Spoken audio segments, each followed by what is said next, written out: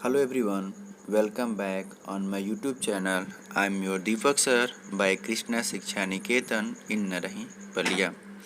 मित्रों, आज हम लोग क्लास 11th का poetry third education of nature का अध्ययन करेंगे, जिसके कंपोजर विलियम वर्ड्सवर्थ हैं। इन्होंने इस पोयम में हमें यह बताया है कि नेचर भी एक सबसे बड़ी शिक्षक है, जो हमें सिखाती है कि इस सृष्टि में कैसे रहना है, कैसे चलना है, कैसे सीखना है, क्या करना है, ये सब कुछ हमें इस पोयम में सिखाती है। इसलिए यह पोयम एक बहुत ही खूबसूरत और एक प्रेरणादायक पोयम है। तो आइए इसके step by step para stanza पे ध्यान दिया जाए। इसका पहला स्टेंजा, इसमें एक काल्पनिक लड़की को माना गया है जो कि 3 साल की है और बहुत छोटी है और बहुत खूबसूरत है। जो कि काल्पनिक है तो खूबसूरत हो भी सकती है। तो आइए देखते हैं। 3 years she grew in sun and shower. Sun मतलब धूप होता है, शावर मतलब वर्षा होता है, बट यहाँ पे इन सन एंड शावर मतलब होता है का प्रत्येक मौसम में। ग्रू मतलब होता है जन्म, बड़ा होना। तो 3 years शी ग्रू, 3 साल वह बड़ी हुई, इन सन एंड शावर हर एक मौसम में। 3 साल की लूसी हर एक मौसम में बड़ी हुई। देन नेचर से, तब प्राकृत ने कहा, ए लवलियर, देखिएगा लवली चूंकि आपका एडजेक्टिव है, लेकिन ER जुड़ने से हो गया है लवलियर, ये हो गया कंपैरेटिव डिग्री।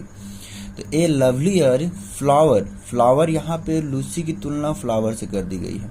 तो a lovelier flower on earth was never sown. Sown मतलब होता है, सोन मतलब उगना, यानी यहाँ पर कह सकते हैं कि जन्म लेना। तो ए लवलियर फ्लावर, इतनी खूबसूरत बच्ची, ऑन अर्थ पृथ्वी पर, वाज नेवर सोन, कभी जन्म नहीं ली थी, यानी कभी पैदा नहीं हुई थी। दिस चाइल्ड, इसलिए यह बच्ची, this child I to myself will take, इसलिए यह बच्ची का मैं स्वयं ही पालन पोषण करूंगी, अर्थात देख रेख करूंगी। She shall be mine, she shall be mine, वह मेरी होगी। एंड आई विल मेक, और मैं उसे बनाऊंगी, ए लेडी, एक नारी, एक आदर्श नारी, ऑन माई ओन, अपने आदर्शों के अनुरूप। इसलिए मैं उसे अपने आदर्शों के अनुरूप एक आदर्श स्त्री या एक आदर्श नारी बनाऊंगी। अगला stanza, myself will to make darling be. अब यहाँ पे ध्यान दीजिएगा, डार्लिंग, डार्लिंग हम उसे बोलते हैं जो हमारे लिए सबसे प्रिय हो। तो वही कह रही है इसमें कि वो myself will to my darling be, वह मेरे लिए अत्यंत प्रिय होगी। बी फ्यूचर टेंस है, यहाँ पे विल भी लगा है तो होगी, यानी वह मेरे लिए अत्यंत प्रिय होगी। Both law and impulse, law मतलब आपके होते हैं नियम, कानून, तरीका, और इम्पल्स मतलब होता है आपका प्रेरणा। तो कह रहा है कि बोथ, या हम कह सकते हैं कि लॉ मतलब आपके आचरण भी हो सकते हैं, यानी आचरण के नियम। तो बोथ लॉ एंड इम्पल्स, आचरण के नियमों और प्रेरणाओं के अनुसार। And with me the girl, और वह लड़की मेरे साथ होगी, यानी मेरे साथ रहेगी। कहाँ पर? इन रॉक, चट्टानों पर, इन प्लेन, समतल मैदान पर, इन अर्थ, पृथ्वी पर, इन एंड हेवन, अंतरिक्ष में, इन ग्लेड, वनों में खाली स्थानों पर, जंगल में खाली स्थानों पर, एंड बावर, और कुंजों में, यानी फूलों के कुंजों में। वह लड़की मेरे साथ चट्टानों पर, समतल मैदान पर, पृथ्वी पर, अंतरिक्ष में, जंगल में खुले स्थानों पर, और कुंजों में मेरे साथ रहेगी। Shall feel an overseeing power, overseeing मतलब अदृश्य, पावर मतलब शक्ति, फील मतलब महसूस करना, एन मतलब एक अदृश्य शक्ति महसूस करेगी, और वह एक अदृश्य शक्ति महसूस करेगी। टू कैंडल, जो प्रेरित करती है और स्ट्रेन या रोकती है। मतलब जो सही कार्यों के लिए प्रोत्साहित करती है और गलत कार्यों के लिए रोकती है। तो वह एक अदृश्य शक्ति महसूस करेगी जो उसे सही कार्य के लिए प्रेरित करेगी या तथा गलत कार्यों के लिए उसे रोके। She shall be sportive as the fawn। सी मतलब वह, शैल बी मतलब होगी, स्पोर्टिव मतलब फुर्तीला, एज द फाउन मतलब हिरन के बच्चे की तरह, अर्थात वह हिरन के बच्चे की तरह फुर्तीला होगी, चंचल होगी। That wild with Glee across the lawn. Lawn मतलब घास का मैदान, और वाइल्ड मतलब पागल, मदमस्त, ग्ली मतलब प्रसन्नता से, खुशी से। जो खुशी के साथ पागल होकर जंगल के हरे भरे मैदानों को एक छोर से दूसरे छोर तक पार कर जाएगी। और या up the mountain spring. Spring मतलब झरना भी होता है, और स्प्रिंग मतलब आपका हो जाएगा उछलता है, यानी झरना।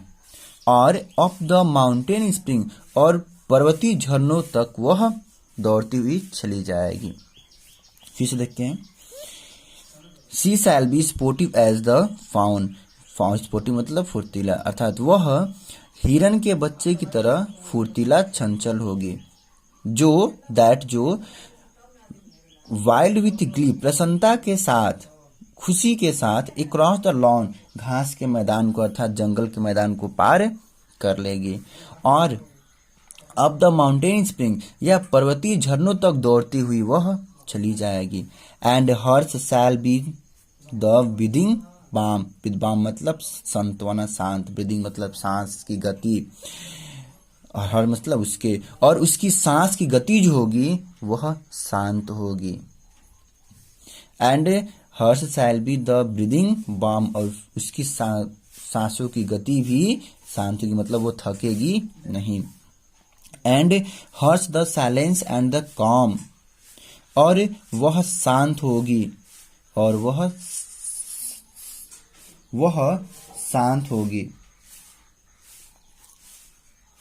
ऑफ म्यूट इंसेंसिटिव थिंग्स, उस निर्जीव व्यक्ति की तरह, उस निर्जीव वस्तु की तरह, वह उस निर्जीव वस्तु की तरह शांत होगी जो वस्तु से उत्पन्न होता है, और उन्हें मौन या शांति सिखाएगी।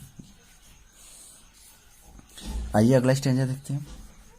The floating clouds there state shall land. Land मतलब होता है आपका देना, और स्टेट मतलब तो जानते हैं कि राज्य होता है, बट यहाँ पे गौरव। द फ्लोटिंग क्लाउड्स, फ्लोटिंग मतलब तैरना, और क्लाउड्स मतलब बादल, यानी तैरते हुए बादल अपने गौरव को उसे सिखाएंगे। टू हर, उसे। फ्लोटिंग क्लाउड्स तैरते हुए बादल, देयर स्टेट अपने गौरव, शैल लैंड टू हर उसे दे देंगे। मतलब तैरते हुए बादल उसे अपने तरह शांत हर परिस्थिति में चलना सिखाएंगे। For her the willow bend. Willow मतलब बेत, यानी एक बेत का पेड़ है, बेंड मतलब झुकना। For her the willow bend, willow का वृक्ष यानी बेत का वृक्ष उसे झुकना सिखाएगा। Nor shall she fail to see, और वह इन चीजों को देखने और सीखने में असफल नहीं होगी। Even in the motion of the storm. Storm मतलब आंधी। इसे चाहे तेज गति से आने वाली तूफान में या आंधी में भी वह इन चीजों को सीखने में असफल नहीं होगी। किन चीजों को? जो बादल उसे अपने तरह शांत रूप से चलना सिखाएंगे, जो बेत के वृक्ष उसे अपने तरह झुकना सिखाएंगे। ग्रेस, ग्रेस मतलब आपका हो जाता है शोभा। Grace that shall mould and maiden form. Grace, maiden मतलब होता है आपका कुंवारी लड़की। मैडर्न मतलब कुंवारी लड़की, और फॉर्म मतलब शरीर। ठीक है, तो ग्रेस शोभा बढ़ाता है, दैट जो शोभा बढ़ाता है, शैल मोल्ड, मोल्ड मतलब रूप देना, अर्थात ग्रेस दैट जो शोभा बढ़ाता है, shall mould the modern form और एक कुंवारी लड़की का शरीर का आकार देता है, बाय साइलेंट सिंपैथी एक शांत सहानुभूति के द्वारा। एक शांत सहानुभूति के द्वारा एक कुंवारी लड़की के शरीर का आकार देता है जो शोभमान होता है, सुशोभित होता है। इसकी दोस्तों वीडियो ज़्यादा लंबा हो जाएगा तो आज हम लोग बस यहीं तक इसका अध्ययन करेंगे। अगले वीडियो में हम लोग इसके बाकी स्टेंजा का अध्ययन करेंगे और साथ में एक्सप्लेनेशन और सेंट्रल आइडिया का भी ध्यान देंगे। तो आज के लिए बस इतना ही।